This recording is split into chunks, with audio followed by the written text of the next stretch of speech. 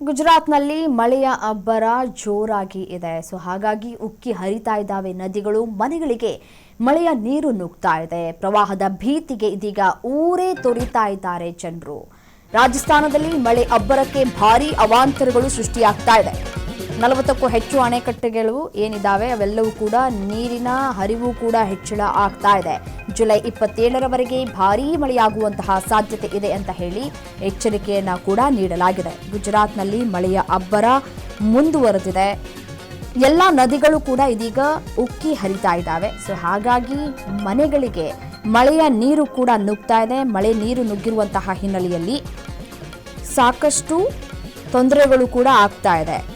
ಜನ ಏನು ಮಾಡ್ತಾ ಇದ್ದಾರೆ ಅಂತಂದರೆ ಹೊರಗಡೆ ಹೋಗುವಂತಹ ಕೆಲಸವನ್ನು ಮಾಡ್ತಾ ಇದ್ದಾರೆ. ಊರೇ ಬಿಡುವಂತಹ ಕೆಲಸವನ್ನು ಇಲ್ಲಿ ಮಾಡ್ತಾ ಇದ್ದಾರೆ. ಹೀಗೆ ಮಳೆ ಮುಂದುವರೆದುಕೊಳ್ತಾ ಹೋದರೆ ಜನಜೀವನ ಅಸ್ತವ್ಯಸ್ತವಾಗುವಂತಹ ಎಲ್ಲ ಸಾಧ್ಯತೆಗಳು ಇಲ್ಲಿ ಕಾಣಸಿಗ್ತಾ ಇದೆ. ಜುಲೈ 27ರವರೆಗೆ ಭಾರೀ ಮಳೆಯಾಗುವ ಸಾಧ್ಯತೆ ಇದೆ.